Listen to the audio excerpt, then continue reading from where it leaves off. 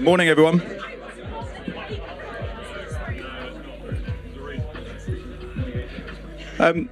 Welcome, everybody. I'm Rob Bridge, Chief Exec of Cambridgeshire and Peterborough Combined Authority. Thank you so much for being here on this early morning in Leeds. Sorry about the weather.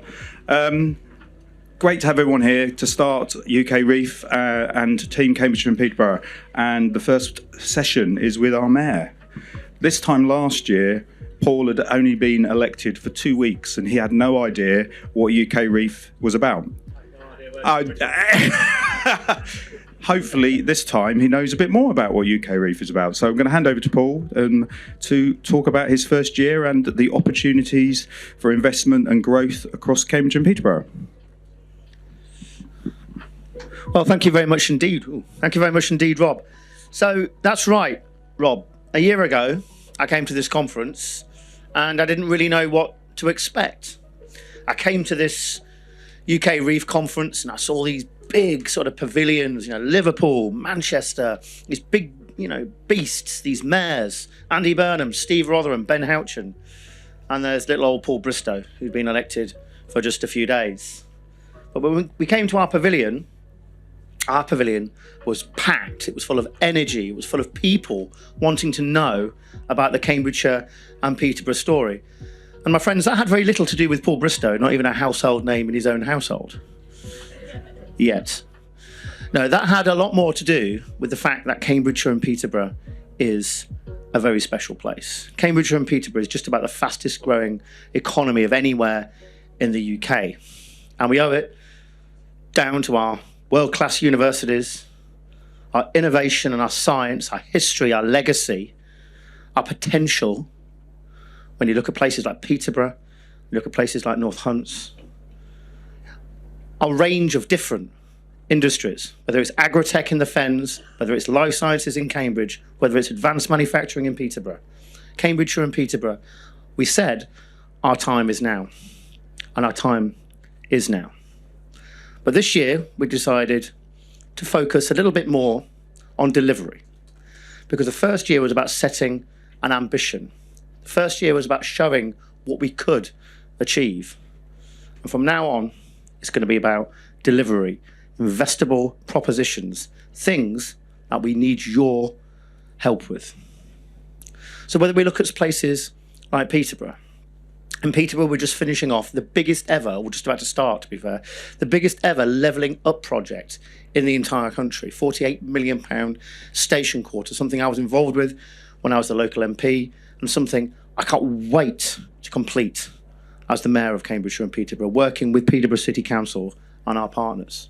We want to set up a new mayoral development corporation in Peterborough, where we can take our city centre and watch it thrive. Because Peterborough really is, based on its location, based on its history, based on the fact it's had a development corporation before, based on its potential, Peterborough can be a pearl. Just 45 minutes from London, we have got great ambitions for that absolutely great city, that fast-growing city, my city.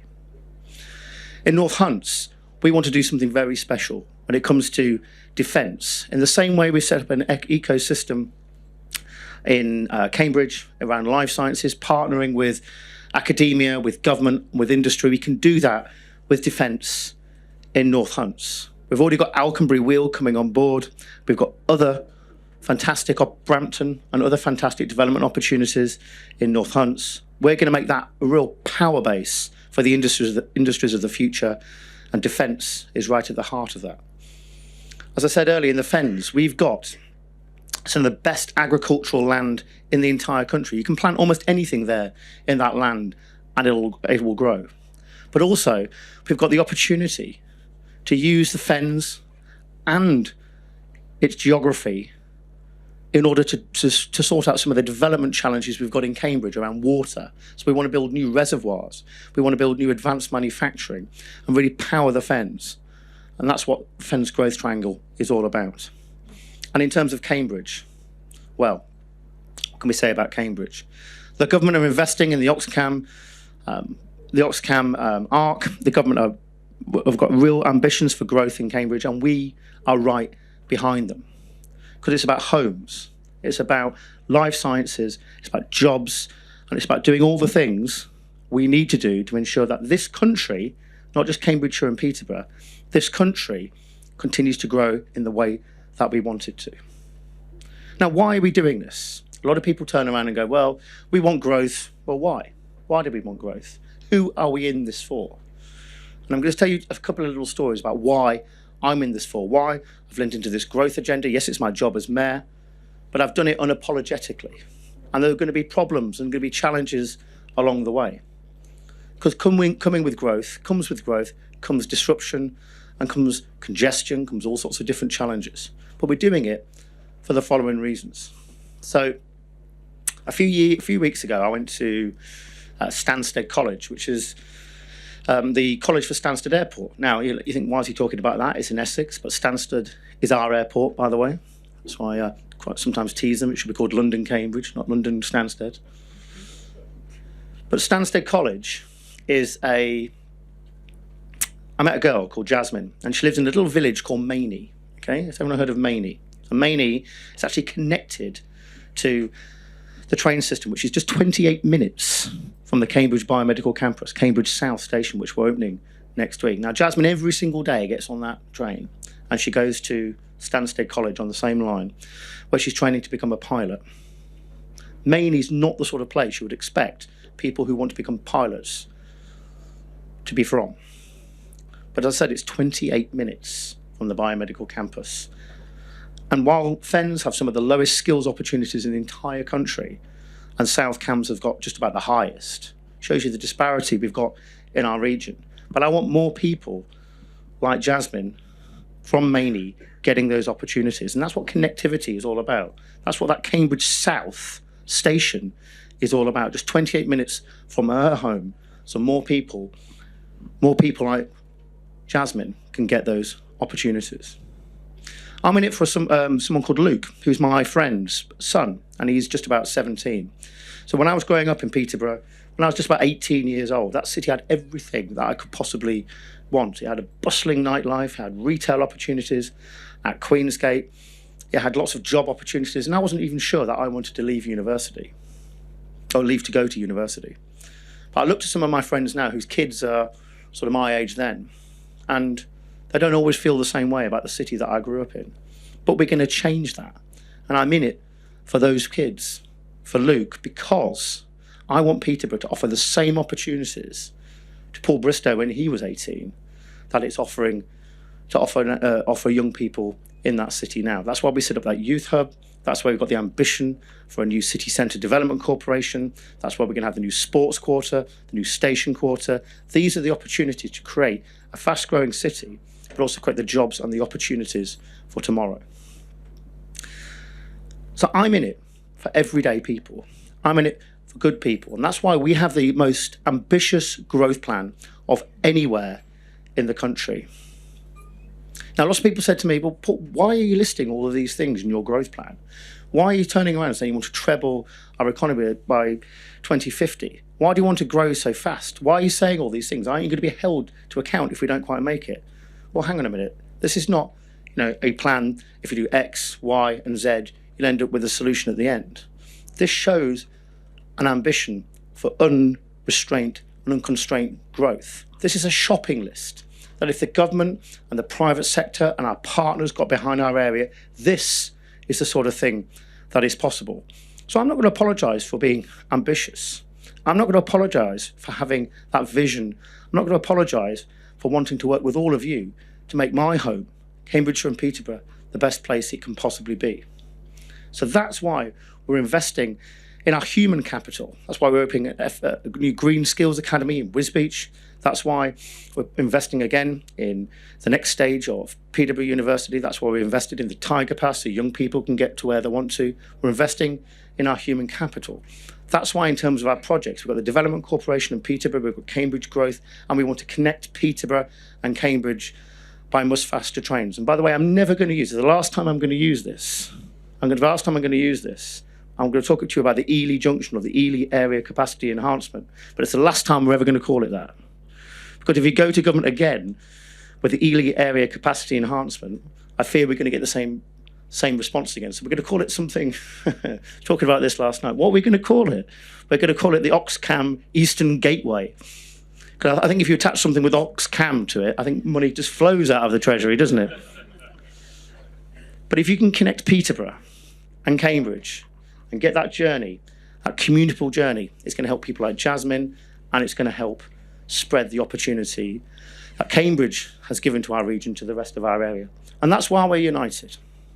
Because despite our political differences in Cambridgeshire and Peterborough, and there are many, the great opportunity ahead of us is this, that we're going to grow and enhance what's special in Cambridge, and we're going to spread that opportunity to the rest of our region. What's not to get behind, what's not to support, what's not to champion about that.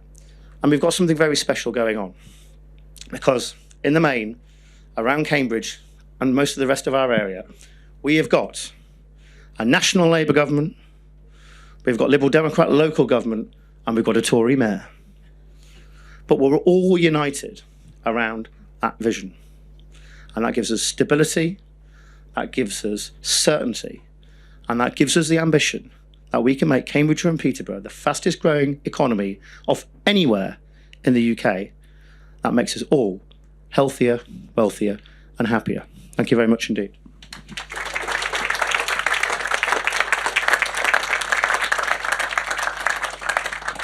Right, Ed, I think we're going to have some questions. Is that right?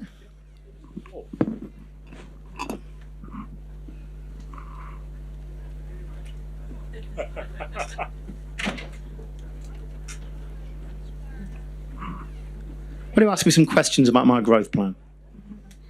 I take it you've all read it, cover to cover.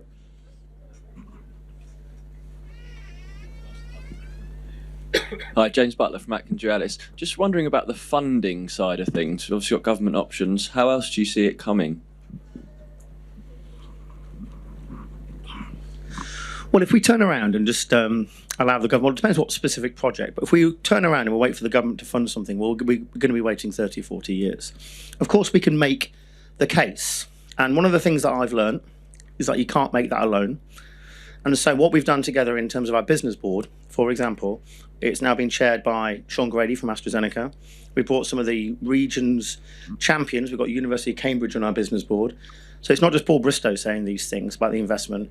We end up with AstraZeneca saying it, the growth company saying it, and the university saying it. So I brought some of the biggest employers of our area to add to our case.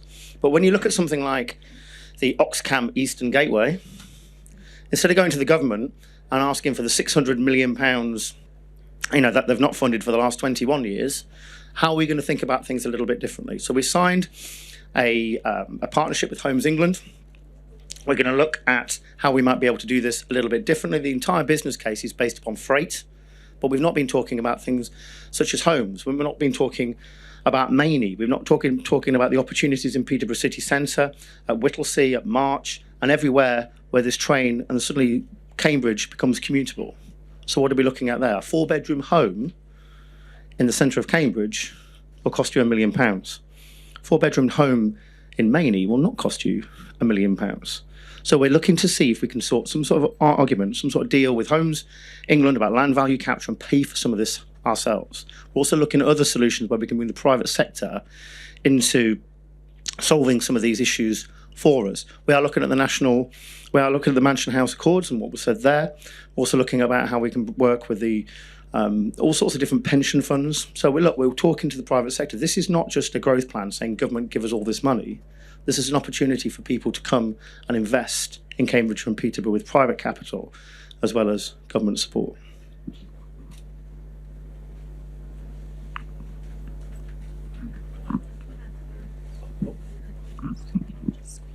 Hi, Emily Knight from Waits Group.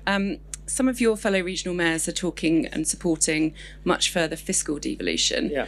I'm just keen to know where you stand on that, and when it comes in the form of taxes on local business or visitors to the region, at what point does that become an inhibitor of growth rather than a driver of it? Yeah, so look, I mean, when I saw that Andy Burnham wants to be Prime Minister, as a Conservative, I was thinking, eek, we might actually have somebody there who may actually get the Labour Party a few votes. But the second thing, but the most important thing is someone who believes in devolution. who believes in actually kind of pushing more and more responsibility and power to local mayors. And I think that's something that's really, really, really exciting. So look, there are opportunities coming forward. Business rates retention.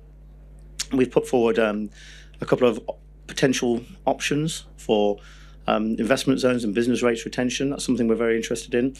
Lots of people are talking about the overnight visitors levy. At the moment, let's see what the government come up with. Okay, on that, I don't think just going forward with potential taxes in places like Peterborough and the Fens would necessarily be the right thing to do. But there are other opportunities, in our region. So let's just wait and see. And I think there are plenty of other revenue opportunities. I think the idea of gain share in order to fund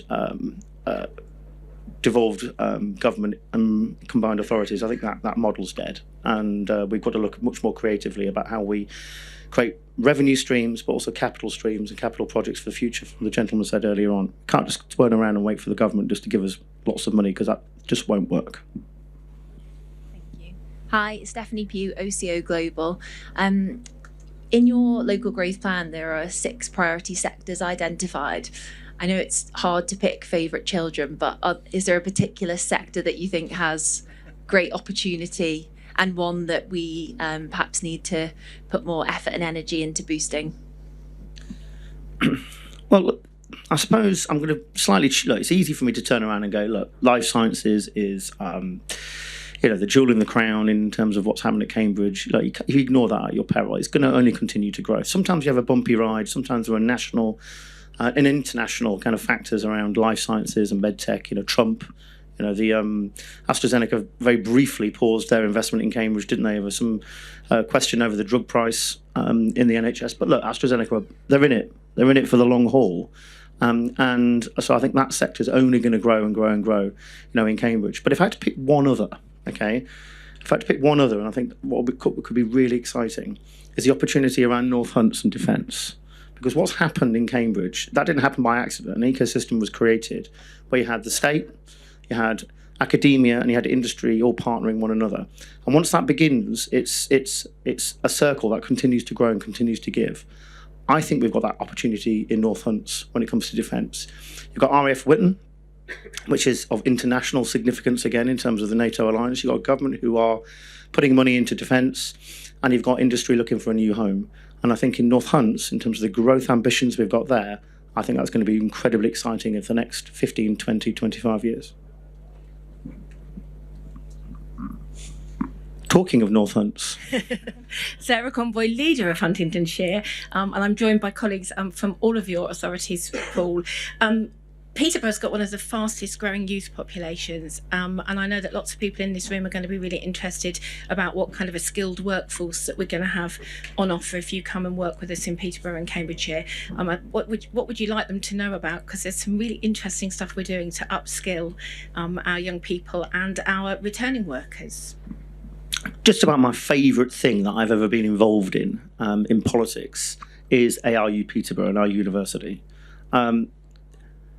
Coming from Peterborough, I mean, I was just saying earlier to Adrian, it's both coming from Peterborough is both a good thing and a bad thing. The good thing is that it's my city, I love it, and I can just see the difference that university has made. The bad thing is you get yourselves sometimes involved in the weeds of local issues. You've got to take a step back. And you look at a place like Peterborough, they've been talking about that university for 30 years. And now it's going gangbusters. It really is. We've got the first graduates that came out of that university last year. 60% of people who go to that university come from PE postcodes. This is people who would never perhaps have ever gone on to higher education, now going on to higher education and staying in our region and staying in our city. And that's just so wonderful and so special to see. You go out to the Fens, okay, and I saw, this is before my time as mayor, and I saw something called the North Cambridgeshire Training Centre. And I said, why on earth have I never heard of this place, okay? And that was done through a partnership through the mayoral authority and a company called Metalcraft, who couldn't find the young people with the skills that they needed in order to have this nuclear manufacturing business in the middle of the Fens. Now, what's happened there is we've just celebrated the 500th apprentice going through that North Cambridgeshire Training Academy in just 5 years.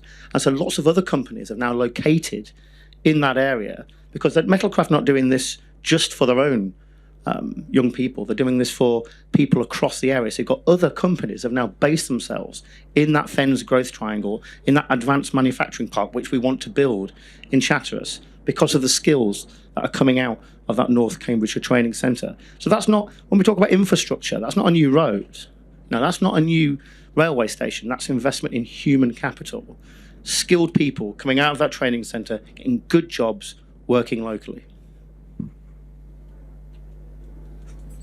Hi, Tim Wielden from Zeal Hotels. Very interesting to hearing what you're actually proposing on a commercial point of view, and actually, obviously, training staff and people, etc., and the commercial development that's obviously being proposed. Do you have an emphasis at all on leisure and tourism and hospitality within your plans? Yeah, so you'll notice that the growth plan talks about, as the lady was saying earlier, there's 6 key sectors, but there's also what we call, the everyday economy. There's all sorts of different, and if we don't kind of invest in the everyday economy in terms of tourism, leisure, hospitality, that's where so many young people find their first job. That's where so many young people go on and build careers, and we ignore those kind of industries at our peril. When I grew up in Peterborough, when I was a young person in Peterborough, one of the things that really did attract me to the city, I had the best nightlife of anywhere in the entire country. I remember being sat on this panel, I think, was it 12 months ago, and we talked about the old Peterborough nightlife. The old nightclubs of Peterborough, where I think Rob Bridge, my chief executive, used to frequent some of those places. Right, Rob? Okay. But things allegedly, but Peterborough doesn't have that nightlife anymore, and things have changed. But it's not to say that we can't do something about our nightlife and our nighttime economy in Cambridgeshire, in Peterborough, and across our region. I think investing in our river in Peterborough, it's the only city in the entire country that doesn't seem to invest in the river. But we're now actually going to do that. I think that's already paid dividends at San Martin House. I think it can continue to do so, and we can have a nighttime economy based around our river. We set up a new local visitor enterprise partnership. We were one of the only parts of the country that didn't have that. I'm expecting some good news on that very soon. We'll have our LVEP, and where we've got different tourist boards and different people feeding into it. And we've got this small thing. Is it called Universal Studios, opening just on the outskirts of Peterborough and Cambridgeshire? So I think that's going to be huge impact. We can't begin to understand the impact that Universal Studios will have. It'll be the largest theme park anywhere in Europe, and it's right on our doorstep and just a few miles from the historic city of Cambridge. If we can't take advantage of that, then I think we've got a real problem. Just last thing, something I'm kind of interested in doing is I think I looked at some other mayors and other combined authorities who've actually set up like some sort of nighttime czar or some sort of nighttime economy person. Look, I'm not going to sit there and appoint someone and think job done. But I think there's a lot more we can do to try and stimulate the nighttime economy, especially in Peterborough and in Cambridge. And so thinking about putting together some sort of forum about how to revitalise our nighttime economy, especially in Peterborough, is something that I'm thinking about. And we'll have to think what form that takes, working with Peterborough City Council. But if we don't invest in our tourism industry, hospitality, and our nighttime economy, then I think we're doing a great disservice.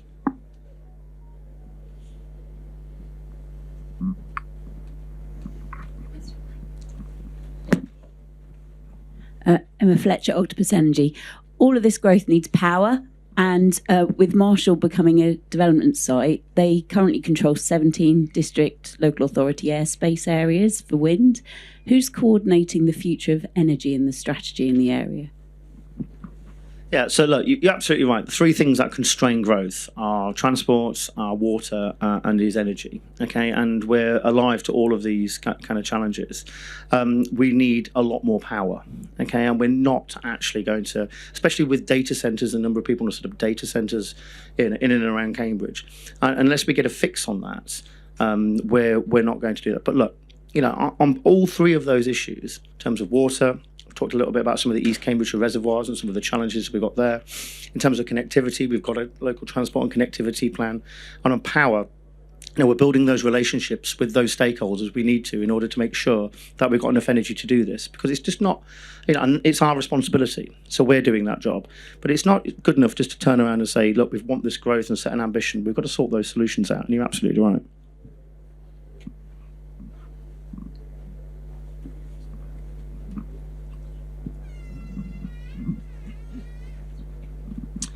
Oh, hi. It's Paul Rogers from Toronto Planning. Just wondered, there's so much moving in the world of planning at the moment with, from the changes to the national systems and development plans and such. Spatial development strategies are on the way, and I just wondered what your thoughts were about how all these various components of local plans, spatial development strategies are going to work together and how you can maximise the benefit of those. Okay, no, that's a very, very good question. So I've set forward the ambition and the challenge to my officers in terms of our spatial development strategy. I want to go fast and I want to go big. Okay, so in the sense that I want to be the first spatial development strategy of anywhere, any combined mayoral authority in the country, excluding London, obviously. I want to be number one. And the second challenge is that I want it to be a lightweight document. I want it to an enabler, something that says yes rather than no. I don't want it to be like the London plan, which turns into a sort of Christmas tree. And the more things you hang on it, the more it actually then turns around and doesn't enable growth. We want it to be completely the opposite. But look, it's a stepping stone process. We've got local plans in Greater Cambridge, in Hunts and in Peterborough.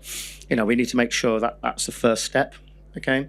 And then sitting on top of that is the spatial development strategy, which will enable those things. But we've also got this thing called the Cambridge Growth Company at the same time as well, okay?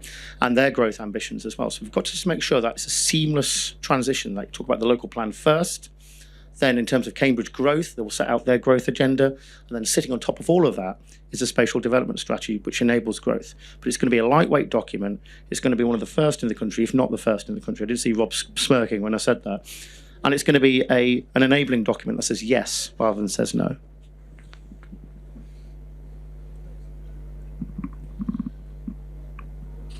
Hi, Paul. You talked about the politics. Matthew Riches, M Group. You talked about the politics in the Labour Central National Government, yourself as Mayor, and the Liberal Democrat control in Cambridgeshire coalition in Peterborough. Local government reviews coming your way, with changes to devolution. How do you think that's going to impact or slow down the growth agenda and ambition that you set out? Okay, so lobbying 101 is about showing how the government can achieve their ambitions by doing what you want them to do. So, instead of turning around and persuading the government to do something completely different, you say you can only meet your agenda by doing X, Y, and Z. That's what this growth plan is all about. And so when I sat in a meeting and I turned around and someone said to me, well, the problem is, Paul, one of the reasons that we didn't invest in Cambridge was because of the politics. It was too messy. One of the reasons we didn't invest in Cambridge is because when we want to speak to Cambridge and Peterborough, who do we call? We've got South Cambridgeshire District Council, we've got Cambridgeshire City Council, we've got Cambridgeshire County Council, we've got, and this is just Cambridge. We've got a growth company, we've got the Combined Authority Mayor, and we've got the GCP, and it's a mess. Okay, so look, some of these things are going to happen anyway. So local government reorganisation is an opportunity to simplify that. Let's see what the government comes through in July, but we're either going to get 2 or 3 unitary authorities that cover the whole of Cambridgeshire and Peterborough. Then sitting on top of that, you've got the mayor, and we're going to look a lot like all the other combined authorities in the country. So I think that will help. But once you've got a perceived weakness, one of the things I quite like to do is to turn that weakness into a strength. Because if you can turn around and go, the politics are too difficult, you've got too many parties involved and everything else, hang on a second. If you can get all 3, Labour national government, Conservative regional government, and Liberal Democrat local government, all agreeing on our priority is to enhance and grow Cambridge, and to spread that prosperity to the rest of our region, then suddenly that becomes a strength. So whether the Liberal Democrats lose in local elections, kind of next year, I'm sure they won't, Sarah, or whether, the Labour government, has a wobble over here, or whether Paul Bristow's mayor or not, there is certainty about that direction of travel. People know where we want to go. People understand it's about enhancing Cambridge and spreading that prosperity around the 6 growth sectors we talked about. So whether I'm here or not, that's the plan.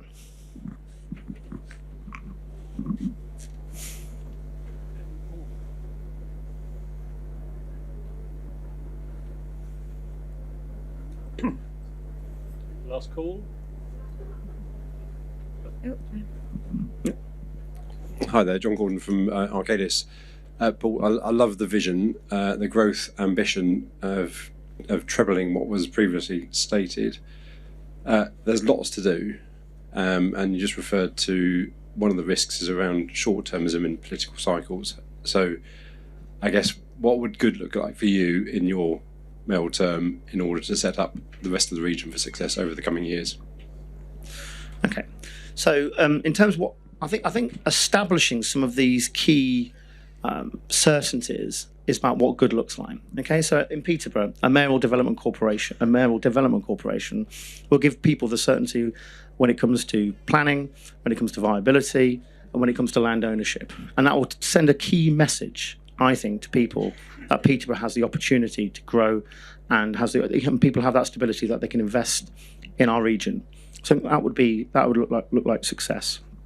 I think the growth company in Cambridge continuing to grow and continuing to provide that kind of direction and that vehicle for government investment in Cambridge would look like success. We've already got a business case being developed on MRT, which is mass rapid transit in Cambridge, because as time Cambridge grows, I think we're going to need more sort of transport and people to get people around very, very quickly.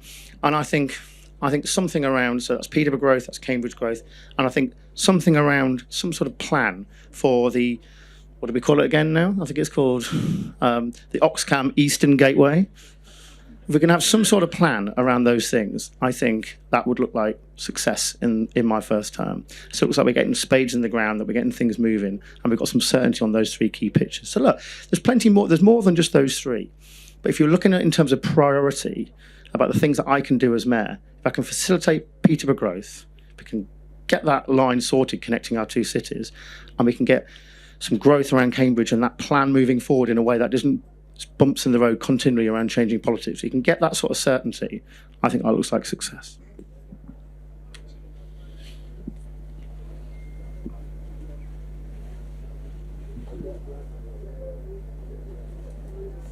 Any more? No? Okay, Paul, if you want to wrap us up then. So I just want to end, with this. So we talked a lot about, kind of our ambition and our growth. I can sit there and give you vision and talk about it being the fastest growing economy of anywhere in the UK. I can sit there and talk about all of these things till the cows come home. What I want you to leave today is to understand that we now have a commitment to delivery. And that's what that local plan is all about. We want to make sure that we have investable propositions, not only for government to invest in, not only all of you to get behind, but we have an opportunity for international actors to get involved in Cambridgeshire and Peterborough and make sure we got that investment growing. This is a list of we've got a list of delivery investable propositions across our entire region. So this year, the first year is about setting an ambition, about setting a vision. Second year, third year, and fourth year is about delivery. We won't be able to achieve any of this without your support, without your investment, and without your buy-in. And we're going to do it. Our time is now.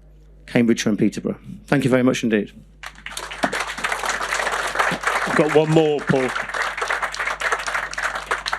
Hi, Paul. I was wondering why you were waving at me then, Prashan. You've laid out a great case for people coming to Cambridge and investment in Cambridge. But in terms of outreach and getting our message out to the wider world, any thoughts on that?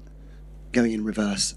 Going out into the other ecosystems, investment communities of the world, and telling them the story. The one thing we're very fortunate to have is that most people know where Cambridge is. Okay, so when you talk about Cambridgeshire and Peterborough, it's a brand that's international. So it's not difficult to, I think, walk through the door when you talk about investing in our region. The key is, you have to have something to go to them with, right? And that's what this local plan is all about, because this growth plan is all about. Well, I can sit there and give you vision till the cows come home. This is what we're going to do here and all the rest of it. But you have to actually have some investable propositions for people to want to go. Being invited, left, right and centre to places to go and talk about Cambridgeshire and Cambridge and Peterborough. We've got international delegations, it seems, every other week, really, coming to Cambridge and talking to some of our universities and things. But we have to have something to talk to them about. Okay, there has to be an understanding that, if you want to speak to Cambridgeshire and Peterborough, who do you call? That's the key challenge, to actually have investable propositions and a delivery plan that people are interested in. That's what's happened here in Leeds. You can see some of these, you can see how Leeds, the landscape has changed. And of course, you can see that in Manchester as well. And that's happened in part in Cambridge too. But we've actually got to make sure we've got things that we can sell about our entire region, get cranes in the air and have investable propositions that people want to invest in.